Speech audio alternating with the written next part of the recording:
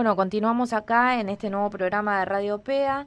Estamos tratando el tema de la situación actual de Argentina con respecto a su deuda soberana y estamos compartiendo acá con Gaby, con Pau y con Agustín, que nos estás ayudando a explicar un poco más esta temática.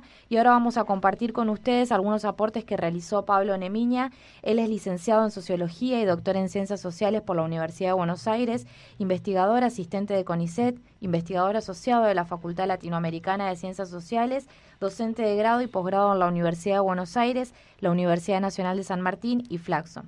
En el primer aporte que él nos envía, va a explicar acerca de las medidas anunciadas por el gobierno en el marco de la crisis financiera.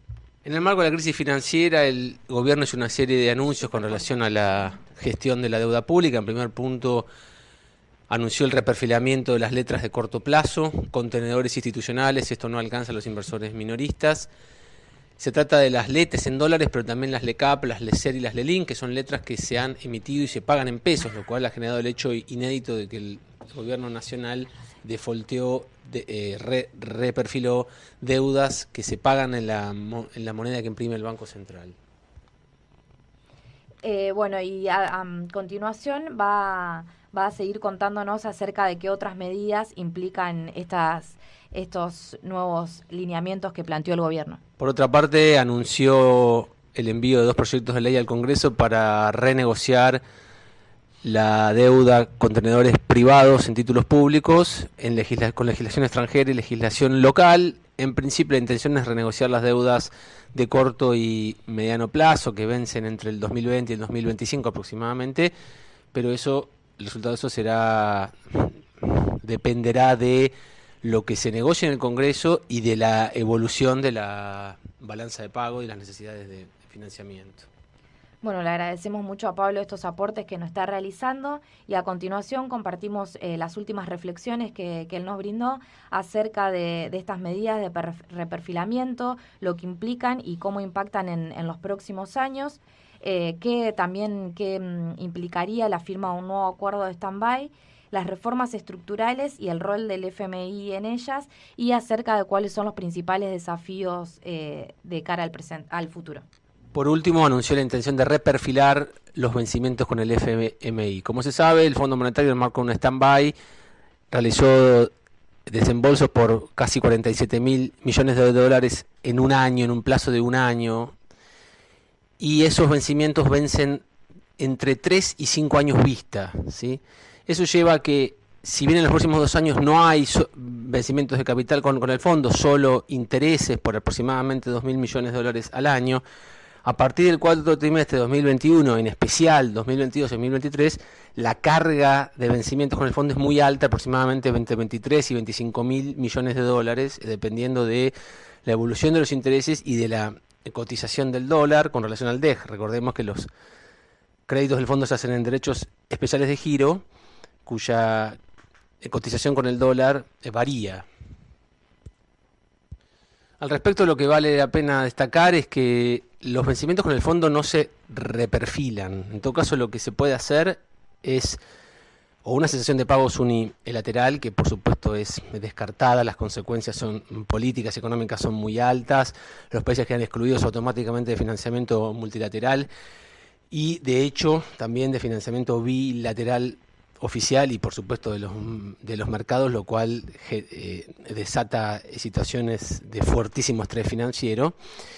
Y lo que se suele hacer entonces en casos donde hay esta carga de intereses es firmar un nuevo acuerdo, ¿sí? Se suscribe un nuevo acuerdo cuyos desembolsos compensan los pagos que haya que hacer. Aquí habría en principio 2 escenarios, uno en el cual Argentina firmara un acuerdo que puede ser stand-by o de facilidades extendidas, cuyos vencimientos empataran o superaran, cuyos desembolsos empataran o superaran los vencimientos. Concretamente, Argentina firma un stand-by, por ejemplo, en el año 2021, y los desembolsos de ese nuevo stand-by coinciden con los pagos que haya que hacer del viejo stand-by, ¿sí? Si los desembolsos coinciden con los vencimientos, se llama es lo que se conoce como un programa de flujo cero neto, que es lo que firmó Kirchner en el año 2003. Yo te tengo que pagar 1.000 y vos me firmo un nuevo acuerdo por el cual vos me das 1.000. Entonces, por una ventanilla del Banco Central entran 1.000 y por esa otra ventanilla salen esos 1.000, vuelven al Fondo Monetario. El crédito pendiente con el fondo queda cero, ¿sí? Porque pago 1.000 y recibo 1.000, pero extiendo, es una forma de extender, porque recibo un nuevo crédito que se repaga en 3 a 5 años. Si la opción es firmar un nuevo stand-by, la ventaja es que es un acuerdo con menor carga de condicionalidad estructural, como estamos viendo con el que firmó Macri, y los vencimientos, pero los vencimientos son a más corto plazo, ¿sí? Son 8 cuotas trimestrales de entre 3 y 5 años de plazo de repago cada desembolso.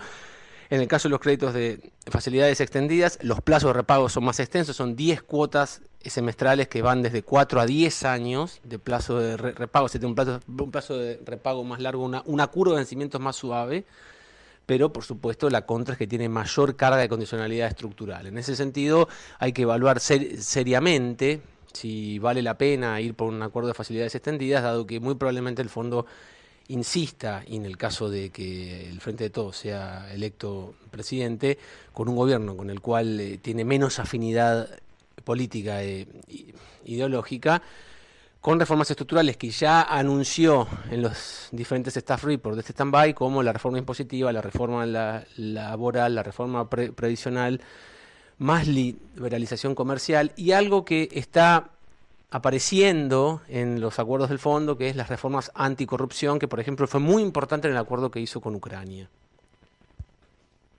Sobre las reformas estructurales vale la pena mencionar que en algunas el Fondo Monetario no tiene expertise y legitimidad y responsabilidad como para presionarlas. Este es el caso, por ejemplo, de la reforma previsional, para el cual hay un organismo de la ONU con el conocimiento y con la formación más precisa, que es la OIT. En el caso de las reformas anticorrupción también es el UNOC de las Naciones Unidas, por lo tanto Argentina tendría que estar muy atenta a eso y a señalar y a precisar los límites de la intervención del fondo con relación a cuál es su expertise, cuál es su mandato. Una cosa es discutir metas de déficit fiscal, que efectivamente caen en el mandato del fondo. En todo caso uno puede discutir en términos de margen político o de orientación del programa económico, pero diferente es que el fondo se exceda de sus funciones y haga recomendaciones sobre, por ejemplo, un programa anticorrupción, para lo cual claramente los funcionarios no tienen la capacitación suficiente. Por último, vale la pena mencionar, los vencimientos fuertes con el fondo caen de aquí a 2 años. Eso significa que no habría urgencia en el corto plazo para negociar un nuevo programa con el fondo por los vencimientos que hay con el fondo. La urgencia vendría porque Argentina tiene que renegociar su deuda con los tenedores de bonos. Y a excepción de la negociación que se hizo con el fondo en el año 2003, con los tenedores en el año 2003, que logró dejar afuera el fondo, todas las negociaciones que se hicieron en adelante en Europa, Grecia, Islandia, Ucrania, tanto como en América Latina, en negociaciones más chiquitas, Antigua y Barbuda, Barbados, Jamaica, todas se incluyeron al Fondo Monetario como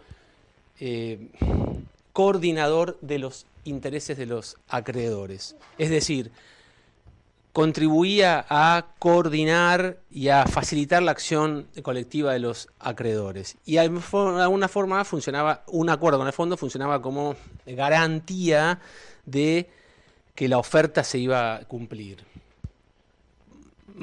Con esto lo que quiero decir es que si bien no hay urgencia para negociar con el fondo por los vencimientos que hay con ese organismo, es probable que la presión de Wall Street, que esta vez tiene muchos más títulos en default con Argentina que lo que sucedió en 2001, va a generar más presión sobre el Fondo Monetario, y por ende el fondo se va a mostrar mucho más participativo, mucho más activo, y va a haber menos margen para dejar afuera el Fondo Monetario. Entonces, negociar con los acreedores privados va a implicar negociar con el Fondo Monetario. Va a ser una mesa de 3, en la cual vamos a estar conversando con los acreedores y con el fondo, y va, por supuesto, a exigir mayor estrategia y sagacidad para ese proceso, para el cual será importantísimo como punto de partida contar con la mayor cantidad y el mayor extenso apoyo de actores políticos y económicos locales, ¿sí? Es condición necesaria para conseguir buenas negociaciones que el presidente, en el caso que sea Alberto Fernández o el que sea, que se siente en el sillón a partir del 10 de diciembre, tenga una espalda fuerte, ¿sí? Un volumen político importante para sentarse a negociar, para lo cual será importante conseguir una importante cantidad de votos y apoyos políticos concretos de actores económicos relevantes como ser empresarios, sí, y sindicatos. Bueno, le agradecemos mucho a Pablo todos los aportes y las reflexiones que nos acercó, así también a José y a Agustín, que está acá presente en el piso. No sé si querés hacer alguna breve reflexión antes de que terminemos. Solamente, bueno, me gustaron mucho los comentarios de Pablo, son muy atinados, él me parece un excelente docente y un muy buen académico, así que muchas gracias. Recordar únicamente que los vencimientos más importantes del fondo para pagar al fondo van a ser en 2021 y 2022. Esos son los años más, llamémosle, complicados o con mayores desembolsos que va a tener que hacer Argentina frente al acuerdo stand-by. Así que en realidad la perspectiva de negociación más importante es esa, ver cuándo se renegocia eso. Bueno, sí, y como para cerrar un poco, concluir, a pesar de que son un montón de aristas y un montón de cuestiones, lo que siempre intentamos en el programa es aclarar o llegar con temas que quizás no toda la audiencia tenga muy en claro o que les interese. Entonces, decir esto que decía muy bien Agustín, que por más que, digamos, sabemos que esto va a ser... esta negociación y todo lo que viene por delante va a ser complejo, no hay una urgencia quizás inmediata de hacer frente a grandes pagos, a pesar de que las cifras son importantes. Y bueno, yo rescatar el tema del contexto que también se habló, es decir, que el próximo presidente y todos los actores de nuestro país van a tener que tener un buen sentido del equilibrio para manejar las cuestiones internas, consecuencias directas de esta deuda y de otras, y del propio sistema económico argentino, y también amordarse al tiempo internacional que le toque, con más o menos, digamos, las características que venimos viendo, el proteccionismo de Estados Unidos, la crisis en Venezuela, países como Bolivia, que digamos son los que han quedado con más afinidad política, si se quiere, de la anterior década, y también tenemos un personaje como Jair Bolsonaro, que también es bastante impredecible, más la pelea entre China y Estados Unidos. Así que son muchos factores que van a confluir, tanto internos como externos, atados también a esta cuestión económica. Bueno, muchísimas gracias, Pau, también por tus comentarios. Reiteramos el agradecimiento a Agustín, que se tomó el tiempo de venir.